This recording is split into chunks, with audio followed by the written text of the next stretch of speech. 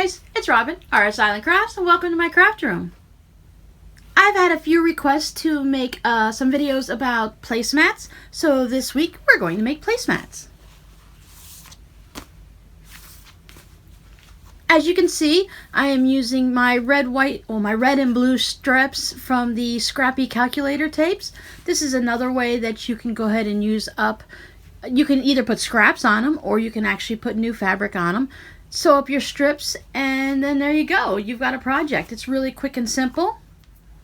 If you're just randomly sewing your scraps on the calculator tape on a rainy day, and so you just have an abundance, you have a nice long roll of it, so whenever you're ready to do a project like this, you need a gift or you just need something for yourself around the house, you can just pull those strips out and there you go. I don't know if you can notice, but this placemat has got a little bit of a wobbly edges to it and it's not quite perfectly straight. It seems to want to keep curling in. I have polyester batting in there. Now I haven't used polyester batting. I used it on my very first, I have never used polyester batting actually. My very first quilt I used a one of those mattress protector pads. I was really using scraps even from my very first quilt. I had picked up a bag of those for $1 or $2 at a thrift store, so I just decided that looked like batting to me. I put it inside my quilt.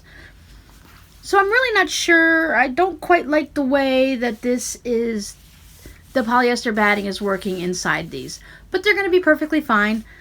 They're going to serve their purpose. I could put my sewing machine on this. I can use it as it's meant to be, as a placemat.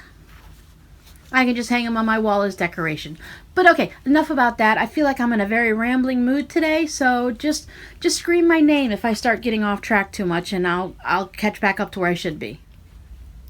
So there's two reasons, well, besides the fact that it was a requested video, there's a couple reasons why I wanted to do these placemats. One, I wanted to show you that you can use your scrap strips in a different format like this instead of just maybe a piano key border. But the main thing is let's see if I can find a spot. There's no binding here, but you can see the binding on the front. So what I want to show you guys in this series of videos, it's probably going to take 2 videos to do this, is we're going to learn how to take the backing fabric and bring it to the front of our project and use that as our binding. Ta-da! We're learning a new technique this week. With this technique, you can even still have mitered corners. Normally when I back my quilt, I don't really think about the backing until I have the whole quilt top done. And then I'm getting ready to quilt it, and I just piece a whole bunch of pieces together, or if it's a small project like this, I just grab something. This one I was able to use a fat quarter. But you want to have a little bit, you're going to have to think backwards on these projects. You're going to have to make sure whatever backing fabric you use, you're going to like it on the front. Now this one of course works really well because it's blue, and I have my red, white, and blue top. So when it comes time to cutting your backing, you want to have it at least 1.25 inches wider on all 4 sides than your placemat. Because what we're going to do is we're going to be folding this over, and you're going to need that extra. So, like I said, I just used a fat quarter for this. It was a little bit snug in certain spots, and then in other areas I had extra because this measures, this placemat's about 13 by 19. And what are fat quarters? They're 21 by something or another. So I only had a little bit of room. I had just enough on this part, and I had plenty on this part. So you might have to piece some, or you can always make your placemat a little bit smaller. I went online and I Googled and I looked on Etsy and I looked on Pinterest, and everyone's making their placemats a different size. So if you know you're specifically making it for your table, you might want to go ahead and measure your table and see what you're going to be able to fit. If you're making, let's say you're making 4 placemats for your table and you're going to make them about this size maybe, take 4 fat quarters and open them up and lay them on your table and see how well they're going to fit together. Because you don't want to have 2 placemats and you don't want them to be overlapping. You want to have some space in between for each person. When I was doing my research, I also saw that most of the adult placemats were finished and they were about 13 by 19, 14 by 19. But when I was looking at the other ones, they also had kid size, and they were 12 by 16. So I guess they figured since kids are smaller, you make them a smaller placemat. If you're making just one individual placemat for your child or two for your two children, I guess you can make them smaller if you'd like. But if you're just going to be making them for your dining room table, then I would go ahead and make them all the same size. All right, so let's get started on this. We'll take it step by step, and we'll see how far we get today, and then we'll probably do the quilting and the actual folding over of the backing into the binding on next week's video. Since I knew I was making 4, I went ahead and I did 2, well, not 2 at a time. My plan would have been to do 2 at a time if I was making these without you guys. But what I did is I had decided, as I'm doing my fabric, I wanted to have 2 of them, not necessarily identical because all these fabrics are going to be different, but I wanted the identical placement of my strips. So when I was going through the process, I was laying 2 placemats on top, doing them 2 at the same time. Now, as you're making these placemats, you don't even have to have none of them match. Now, mine are all going to be red, white, and blue, so they're all going to match no matter what my design is. But I could try, see, that's what the thing is about placemats, is you can make them in all different designs. It's a great way to start as a beginning quilter because you're doing everything on such a small scale. It's not always a good idea to make your first quilt a king-size quilt. Now, you can do it, of course, but if you want to practice different techniques, then these placemats are the greatest place to do it. You can make all 4, all 6, all 8 of your placemats different. You can use the strips on this one. Maybe you want to do all little 2-inch squares on the next one. Maybe your third one's going to have applique on it. If you're keeping with the same theme, the same colors and fabrics, then your placemats will all coordinate without them actually being identical. So this way you can test out your different techniques. You can test out hand quilting and different quilting techniques, and you can try a whole bunch of different things, and they're in such a small compact project, it's not going to take you as long. So what if you decided to make like even a twin size bed quilt, right? And you decided you wanted to do applique. Well, you've got this whole twin quilt, and after you get started, you realize that you don't want to do applique, that you much rather do paper piecing. So now you've got to either scrap that project or finish a whole quilt that you're no longer excited about. If you were only doing one of these 13, 14 by 19 placemats, you can quickly finish it, and by the time you're done, that's when you'll know whether you like that technique or not. And if you do mess it up, then you can always cut these smaller and make them into coasters or hot pads. You can also make it into a little tote bag or something. But okay, so what I did is I decided on about the finished size. So I was going for 13 by 19. These were my first 2 placemats that I attempted. So I really wasn't thinking about, I mean, I knew I was going to be putting these pieces in between and I was going to be adding extra width, but I didn't realize it until I saw it as I was working on it. I didn't realize that if I cut this white piece of fabric at 19 inches and then I put these 2.5 inch or 2.25 inch strips inside it, of course it's going to make it wider. So I was thinking, well, no problem, I could just trim it. But I went ahead and put my strips so close to the edge that when I ended up having to trim it, this is what I ended up with. So on my next one, I decided to avoid that by starting out with a smaller rectangle of background fabric.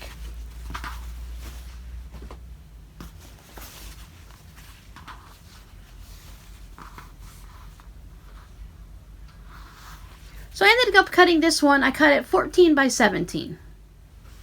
And then as I add my pieces in, then it'll change. You can go ahead and say, well, I'm going to add 3 of these strips in, and they're going to finish at 2 inches when they're inside. So I know that I'm going to be adding 6 inches into my table runner. So if you started out with 19 inches, you knew if you added in this 6 inches, it would now be a 25-inch placemat. So you need to go backwards. So if you wanted to end at 19, then you need to subtract the 6 inches and start out with a length of 13. I would still add a little bit extra, which is why I decided to go, well, I went with 17. I figured I can always, if I do it just right, I can still trim it up and it is going to turn out fine. So with this project, I am pretty much learning as I go, just like you guys are today. And it, that's for a little bit of trial and error, but there's always ways to adjust your expectations and change your design as you go. This is a very free-floating, free-form design, and there's a lot of room for changing things and adjusting if you need to. Now, when I made my strips, I just, like I said earlier in the previous video on how to take the papers off, I just took a few about 20 inches long, and then I just started, after I peeled all the papers off, I stitched them all together so I would just have one long length. I also have this one. This one had come out just a little bit wonky, and I ended up trimming it down just a little narrower.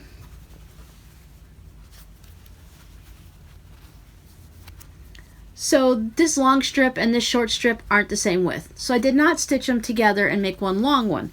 It does not matter in this project how wide you can have them. You can have them all the same width, or you can change them up. Just because your roll of paper happened to be 2 1/4 or 3 1/4 inches width, if you want, you can trim the paper before you stitch all your scraps onto it, or afterwards you can just take it, let's say you had that 3 1/4 inch. If you wanted to just cut it in half and have narrow strips, you can do that also. Just remember, you're going to lose 1/4 inch from each side when you stitch it into this project. So don't go too narrow unless you want just a really, really thin strip. So what I did is I have my background fabric. I chose white. You can use any color you want, of course. And I just decided, do I want my strips to lay perfectly straight like this? I've seen some placemats where they just have the one strip down on the side here, and they maybe have a nice light blue or green, or you can just still stick with white. Now remember, children and barbecue sauce, white's not going to last very long. My children are past that stage, so the only one I have to worry about making a mess is me. So you can decide that you just want to put one strip here and lay it straight and that be it. Or maybe you want to have one on each side. You can measure them exactly and decide how much exactly you want to cut off. Say you want to cut off 3 or 4 inches on each end. Or you can do like I did.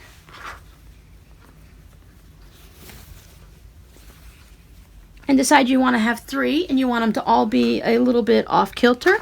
They can all slant in the same direction, or you can have them go in different directions. As you can see with mine, I took my 2 end ones and I kind of went them this way, and then I decided to go a little bit this way with this one. You can go any direction you like. The things I take into consideration is, as I learned when I had to trim my first one down because it was too long, when I first did it, I was avoiding the corners and I was leaving myself a good couple inches so that I knew I wouldn't have any issues, and I didn't want to have this right in the corners where I'm doing my binding. Now you can. I've noticed with this method it's a little different than the traditional where you stitch the binding around, flip it, and stitch it down. There's a little bit more room to have one of these strips in the corner and a little bit extra bulk in it, and it was fine. But I like to kind of stay away from the corner. And I also learned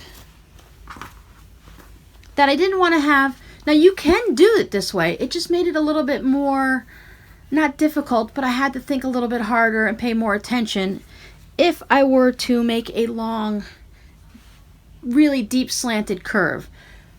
Because what we're going to do is we're going to be cutting this, and then we have to stitch, we're going to stitch one side to it, and then we bring it back to our machine and we're going to stitch this to this side.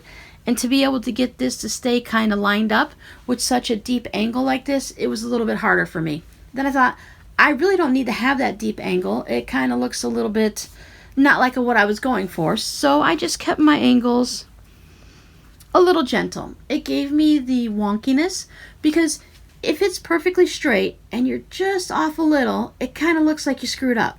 But if you make it off just a little bit more, then it looks whimsical, like you meant to do it.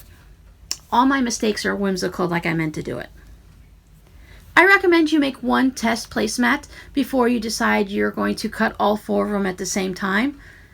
It's a lot easier to fix one mistake than to have to worry about how you messed up all 4 of them, or if you have to now put all these fabrics into your scrap bin.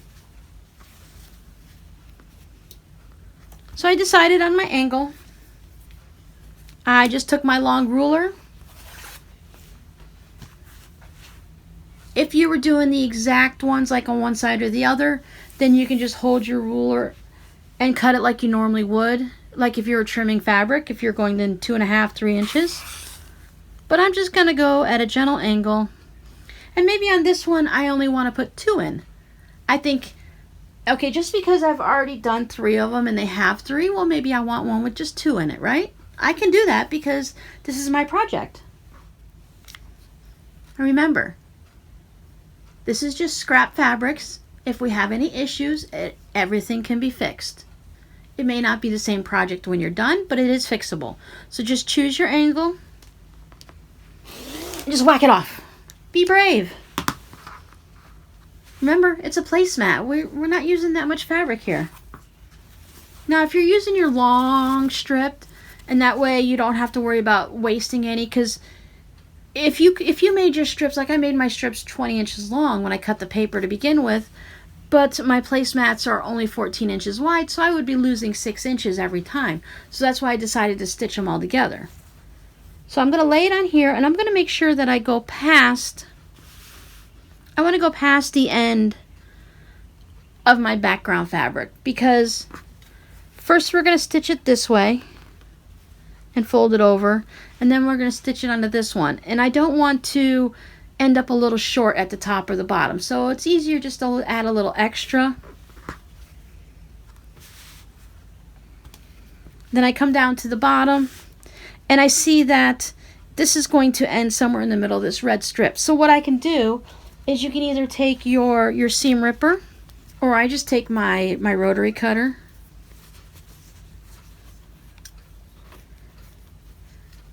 and then I just pop my threads.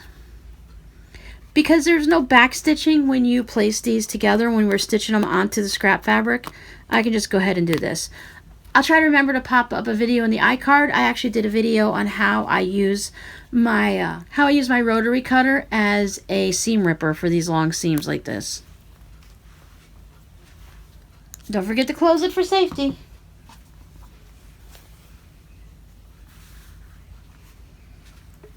So there, now it's going to fit. I have a little extra here and a little extra up at the top. No rhyme or reason, but I seem to tend to take the smaller piece and sew it onto my strip, and then I sew this bigger piece onto the larger piece that's left over. Now when I made the first one with the really deep angles, one of the little tricks I learned, that first I would go ahead and leave it past here, and I would stitch this seam. So let me go ahead and stitch that seam and come right back here, and then I can show you my little trick. Okay, this one is stitched to this short piece here. I have my strip all pieced on there. I know it's a little hard to see with the white fabric, but I went ahead and I tried to line this line up at the top of my fabric so that when I stitch this piece to this piece, it would still have kind of a straight line. But once you flip it over like this, it's all crooked, and you have this extra bit, and it's hard to tell exactly where to start sewing. So I just took one of the lines on my mat, and I lined my 2 pieces up with it as best as I could. It's going to change as you start stitching them. The pieces will start angling a little bit more of your background, but it's going to be close enough for you to kind of guess what you're doing here. I went ahead and I took a pin and I marked my strip of fabric where the top of the strip of my background lines up. And then I went to the bottom. Now you won't have to move it like I am right now because I have you guys zoomed in. But I just went ahead to my bottom and I made sure that those 2 pieces were lined up with the lines on my mat. And then I took another pin and I put my pin in line with the line on my mat and this edge of this fabric. So that way when I went ahead and I went to go pin it, I knew that I needed to line my pin here up with the top part of my fabric. And then what I did is I went ahead and I pinned it as if I were sewing it. So I used my pin as my stitch line. And I did the same thing at the bottom. You don't want to pull on your fabric or stretch it or anything, just let it lay naturally. And I stuck one more pin in the center as it's all laying nice and even and flat. About a 1/4 inch. This doesn't have to be exact. We're just pretending that we're sewing it. So that this way, when I went ahead and opened this up and I had my pretend stitch line, I can see that I pretty much have a good straightish, because, you know, we're not going for perfect. We're going to trim these up. And I can see that my lines are pretty good. If you notice that this piece was up high and this one was down low by a good 1/4 inch or 1/2 inch, you could adjust it. So this way I don't have to get out that seam ripper after I've already done the seam. I can test it this way. Then I can fold this back over and I can leave it just like this and take it to my sewing machine. If you have your pins going up, then as you're sewing, you can just pull them down before you get to it. And then that way you know everything's going to line up neatly that way, and you can do that at each one going across. Now, even if you didn't have even if you didn't cut it at a really extreme angle, this could still help you line everything up nice and neat so you don't have to worry about where everything's going to lay.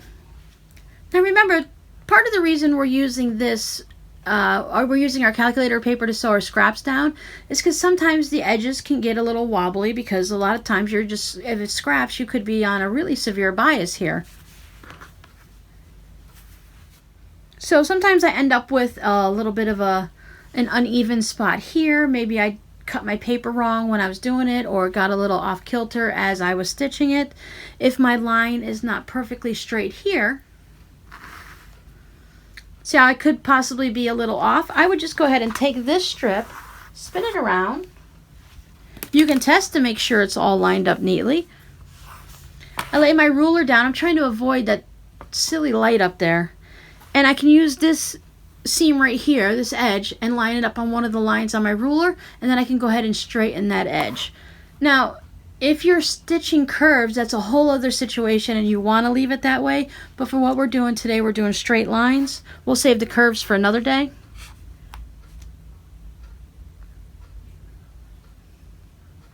Just do the best I can to line it up, or I might just want to lay it down and caution to the wind and just straighten it up that way. And all these little pieces now I don't have to worry about. Sometimes it's easier to just go ahead and trim it than it is to try to put the pieces together and have them eventually get off kilter and a little bit wonkier than you expected by the end. So now I can take this to my sewing machine and stitch this one on. And this is what it looks like when you have that one piece sewn in on both spots.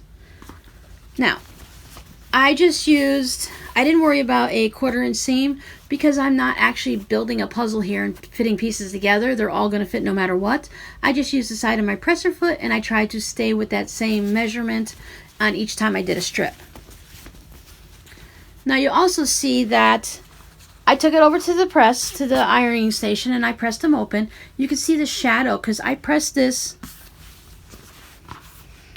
so that it went to the white side. I wanted this strip to be flat.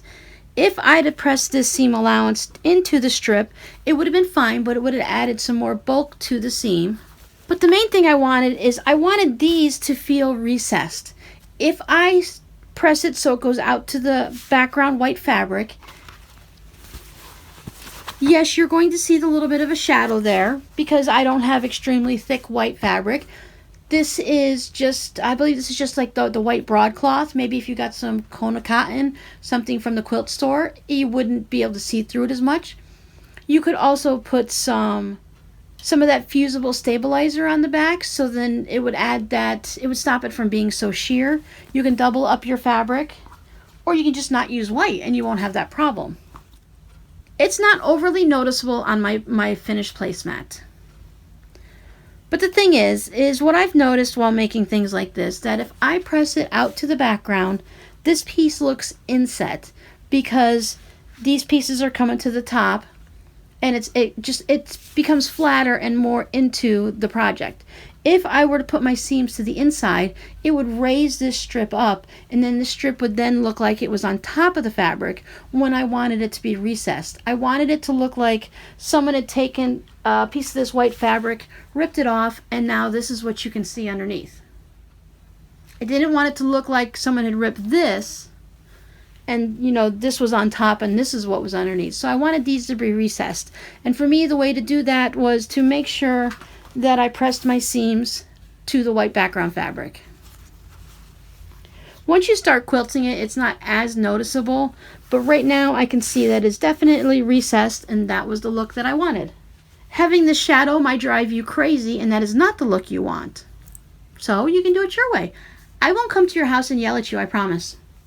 Now I'm going to go ahead and make my next strip. Do I want my next strip out of this fabric? This one seems very different from these colors, even though they're all generally I use from the same scrap pile. It has a different feel to it to me, and that's fine. But I kind of like the blues that were in this one better. And the fabrics kind of go together because they have some of the same ones in each strip. So I'm going to go ahead and use this strip instead of the one I had previously. My next decision is, do I want to do just the two? And how do I want to put the angle? Since I put these two farther to the outside, I can kind of put this one sort of, even though it's not centered, but in the center-ish of those two. I kept this one pretty far from the edge here, so I feel like if I were to choose to put 3 in this one, everything's going to seem a little crowded, and I want more of the white to show, so I'm going to stick with 2 strips on this one. So then I just have to decide, do I want them both at the same angle or do I want them to go in differently? And based on my other ones, like I said, they don't have to match, but I'm going with kind of a little bit of a theme here. I'm going to go ahead and go at this angle. I could have the V's, but I want to keep this a little bit farther away from there, and at the same time being mindful of my corner up here. Because if I need to trim these down, I want to have enough space. Right now this is measuring 18 inches wide, and I have my other ones at 19. So even though they're going to be a little bit different looking, I want to make sure that they're all the same size. So if I add in this one more, it will definitely bring me up and have enough extra to trim off. I like to generally stay about 2.5 inches from the corner. Don't know, it just seems to be a good eye space that when everything's all done, you have about 2 inches left. So this time, this is going to be about 3 inches. I don't want my angle too tight, so I just keep moving my ruler until I like the way it looks. I can lay my fabric back down here to see if I like it. And then stop thinking about it and just cut it. There's a time to overthink things, and sometimes there's a time to just jump in and do it. If you haven't noticed yet, I just kind of like to jump in and do it and worry about the consequences later. Now, just in my crafting, I'm very cautious in life in general. So since I have this much strip left, which is about 1.5 times what I need, I can always decide where I want to put each fabric on here. If I really like this bubble fabric, so if I want to make sure I have a bubble fabric there, maybe I want it down towards the bottom here. Maybe I decided that I just don't like this fabric anymore. Make sure that's off of it and just choose it. Because whatever's left, once again, you can stitch the two of them together and have more to put into your scrap bucket. So let me take this over to the sewing machine. I will sew this all together again and we'll come back. And there we have both pieces stitched in, pressed, loose threads everywhere, and ready for the next step. Now normally when you make a quilt and you're getting ready to quilt it and you go through the whole process of your basting it, putting your backing and your batting and your top and basting it all together, we're going to still do that, but what I've noticed is the problem with doing it with this, using the back as a binding, most people don't recommend you doing it with a full-size quilt. And part of the problem is after you go through all your quilting, when you do a regular quilt, after you quilt it, you can go ahead and square it up and make sure everything's all aligned neatly. When you do this, because the backing is right there and it's already quilted to it, it's a little bit harder to go ahead and square it up. But we're going to start by squaring it up at this section. So normally when I do a quilt like this, I would leave this full size as it is. It's oversized. Right now it is measuring 14 inches by 19 inches. So I've just hit my 19-inch mark. So normally I would leave it like this. I would go ahead and do all my quilting, and then I would trim it down, because a lot of the times, as you know, if you've quilted something, things tend to stretch a little and shift and get out of square. But we're not going to be able to square it up after we quilt it, so we have to square it up now. So I'm just lining it all the way up on that side, and I've gone just a smidge over my 19-inch mark here. So I'm going to go ahead and trim that up. I have to do it from this side of the table. Just like you would trim anything up, I would just line my ruler up with the lines on my mat. Some people say not to trust the lines on your mat, but it's what I always use. I don't have a problem.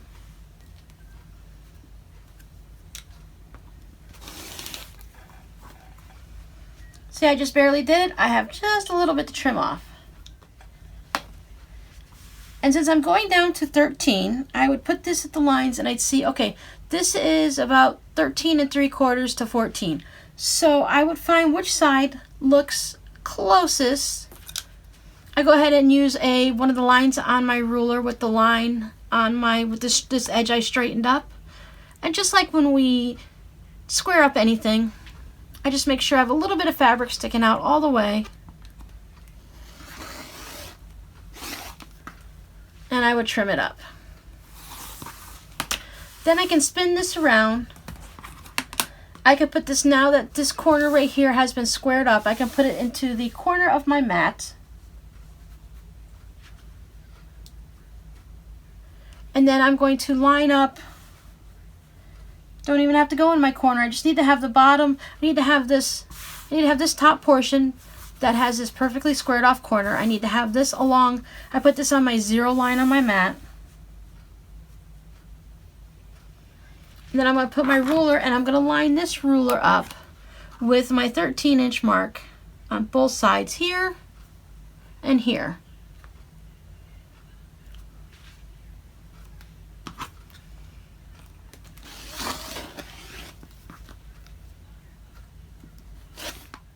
And now you've got the starting of a crumb block, or you can just go ahead and use that, or you can just go ahead and put it in the trash. Ready, so I now have it at 13 by 19, and my next stage would be to go ahead and get my backing. I like to starch my backing. It's going to help when we go to make the actual binding. I have this deep blue flower that I'm using the back for this one. It is different from this one, but of course it's blue. So if you have a directional print, make sure you're having the top of that with the top of your placemat. Now I have my polyester batting. Now remember, our backing is cut about 1.25 inches to 1.5 inches. In the end, we're going to trim it down to 1 inch, so you need to make sure whatever you are able to get that is 1 inch beyond your borders, the size of your top.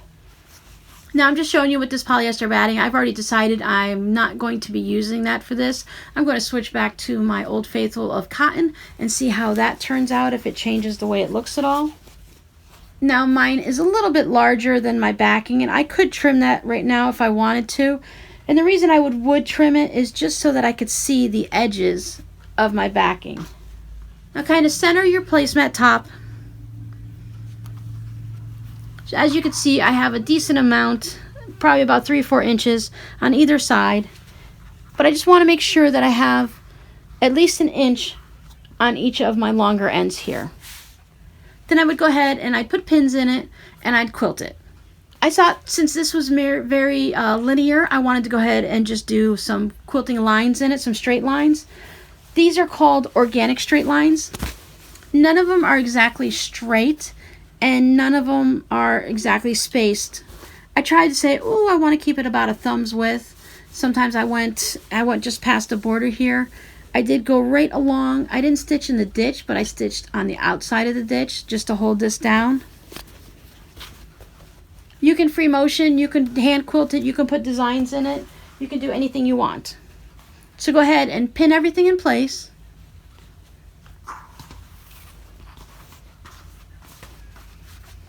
Now, one of the things that I did read in a few different blogs that you want to take into consideration is you remember whatever's on the back, you're going to be folding it into the front to do your binding.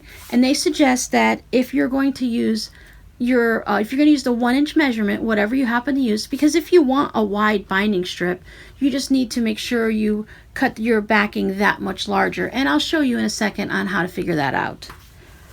But can you see these little threads and stuff? When I quilted my top, because it's what I usually do, and I was really concerned about, take a step back, you guys don't know what I'm talking about. Let's go, hold on a sec. When you're quilting it, they suggest you not quilt it 1 inch from the edge of your top. And the reason for that is that 1 inch is going to you're going to fold it in a half and then fold it up. And whatever you did in your quilting from 1 inch and out is going to show in your binding. So this is where I stitched my binding down. You can't see it because I was really good and I used a blue thread. But as you can see is I have these white lines of my quilting that go all the way past, and I haven't trimmed them all down yet. I wanted you guys to see that some of them even pop through into the front here. So like this quilting line here is completely in my binding and it goes up and around the corner, and this one goes up into it too. So if you don't want, now if I'd used blue thread back here it wouldn't have mattered, but I know me and I know my machine and I don't have my tension just perfect. If I'd have used white in the front and blue in my bobbin, the blue would have come up to the top and it would have been frustrating. Now I could have solved that problem by I could have quilted this all in blue thread and that would have worked out fine too, but then I wouldn't be able to show you this example. And I think that's what this is going to become. This I'll probably use it, maybe I'll use it for my sewing machine or just to hang on the wall. I'm going to redo this, like I said, with cotton batting and see if I can get it so it's not all off kilter like this. So let's come back to our example here. Like, ignore that yucky batting. I really prefer the cotton. I like the way it crinkles up when you wash it. I like the fact that it's cotton and it's not a plasticky material. I'm going to, right now, just so we can see what the process is before next week when we actually do it. So if you're ahead of the game, you won't come in next week and be frustrated because you didn't have all the information you needed. Okay, so I have my backing here, and I put it so that my top is 1 inch away. The process is going to be that we're going to fold this backing so that it's even with our top, and then we're going to fold it up one more time, and that's going to make our binding. Now if you're folding it and you started at as 1 inch, of course it's going to be about a 1/2 inch. Generally, because of the extra space it takes and the extra threads from here, it's going to be a little bit less than a 1/2 inch, but if you plan for about a 1/2 inch, that's a general guideline. So if you wanted it to be 3/4 inch or 1 inch, then you're going to need to double whatever you want this binding to be. If you want a 1/2 inch binding, then you have 1 inch extra. If you want a 3/4 inch, then you want it 1.5 inches. If you're not really sure, I suggest starting with a larger backing. After you do all your quilting, you can just kind of fold it up and pretend before you trim anything to see what you like. So like I have all this extra back here. Well, let's say I decided I wanted a thicker, a wider binding on it. So I can fold this under so that I have 2 inches. I have 2 inches past my top. Same process. We're going to fold it in half, and then we're going to fold it up. So that's how wide your binding is going to be, of course without this little thing here. But so if you want it wider, that's one way to figure it out without having to worry about doing all that math. Okay, was I clear this week or did I lose everybody? I was kind of doing this fly by the seat of my pants. Let's just cut into everything and see how it turns out. So I hope you were able to follow that. If you want to go ahead and just get at least one of your placemat tops done, when we come back next week, we'll go ahead and start discussing the actual quilting of it again, and then we'll start trimming it up and using your back to fold over to the top as the binding. Like I said, I'm just going to go ahead and consider this one my practice piece and use it for anything that I want. It is a placemat, and there are several projects that they show you how to make. You can make a bag using a placemat, so you could use this and make some type of a little bag or purse or tote out of it. But I'm just going to go ahead and use it as is, like this. I'll probably put it under my sewing machine. I'm going to cut some cotton batting, and I just wanted to use up. Someone had given me, like I said, someone gave me the polyester batting, and I just wanted to use up the material. I'll find something else to use it for. Maybe I'll double it up and try it and see how that looks. And as I said, you can go ahead and wait for me for next week, and we'll go ahead and we'll rediscuss all the different types of quilting you can do and how it's going to affect the whether or not you can square up your quilt and how those edges are going to look. So go ahead for your homework for this week. If you're following along with me, just go ahead and make one placemat top, or if you're feeling confident and you know what all 4 of them are going to look like, go ahead and make all 4. Gather up all your materials, and we'll discuss quilting, and we'll discuss how to do the binding from using the back of your quilt next week. If you have any questions, please go ahead and leave them in the comments, and I'll go ahead and address those next week. And until then, happy sewing. Bye. Before we go for the week, I want to say that this is the perfect project for franken piecing your batting. I'll go ahead and put a link up to the video I did on that in the iCard here. But you don't have to go ahead and use a whole big pieces of batting. Go ahead and piece 2 or 3 pieces together. Whether they're going this way or this way, it's not going to matter. You're going to be able to quilt it, and everything will work out fine. Just remember, if you're using a white fabric on top, that when you franken piece your batting, you want to make sure you use a white thread also. Bye again.